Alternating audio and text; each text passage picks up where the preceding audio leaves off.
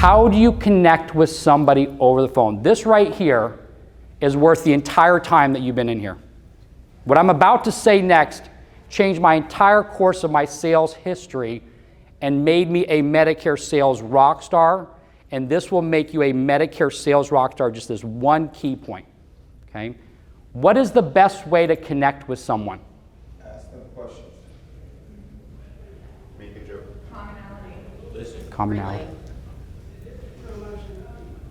Be yourself. Those are all great. Those are all great, but that's not it. Okay? Here's how you connect with somebody over the phone. You have to use their first name immediately, right away. Okay? The sweetest sound to the human ear is your name. Landon means nothing to me. You know what? I love you, Landon. Your name means nothing to me. To you, it's the most important thing in the entire world. I'm going to flip it around now. Greg means nothing to you. But to me, that's the most important thing in the entire world to me, because that defines who I am. That's who I am. My name is Greg. If I'm in a crowded area and somebody yells, Greg, what do? I turn around. Who knows me?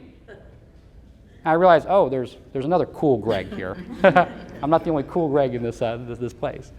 So our names define who we are. Okay? I had a sales agent that just started 6 months ago that had been in sales for a long time. And I told him, I said, here's what you need to do. Greg, I've never done that before. I'm always used to calling them ma'am or sir. What does ma'am or sir do? It tells the other person, hey, we're just going to have a transaction right now. This is just going to be transactional. I don't really care about you. I'm just looking for a sale. We both know that, so let's kind of get going. Okay?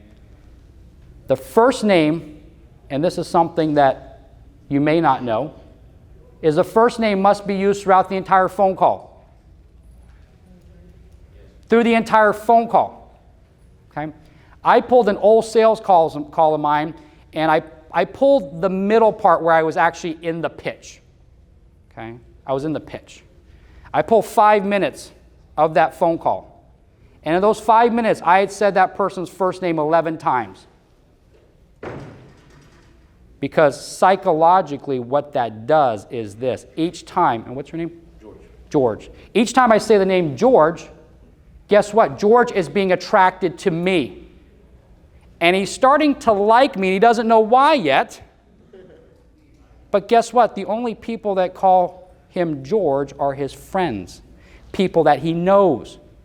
So if I just start out the conversation with just George, and then I never say George again throughout the entire phone call, I lose them. Okay? George keeps pulling him back into me, keeps pulling him back into me. So George, let me ask you a question. Blah, blah, blah. So George, let me ask you this. George, George. Each time you say it, it's pulling that person into you and drawing you into that individual. Okay? So you have to use the first names throughout the entire phone call.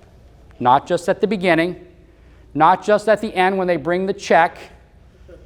Okay? You want to do it throughout the entire phone call. Okay?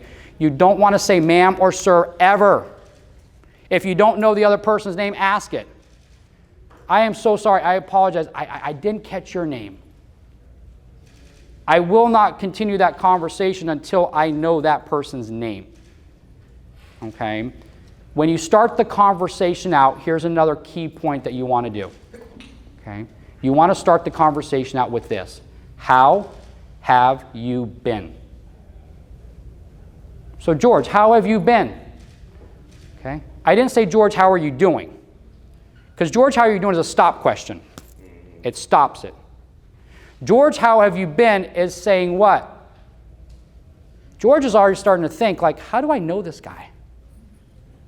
How have I been? Like, he must know who I am. It starts bringing in that relationship. It's starting that relationship right off the bat. So George, how have you been?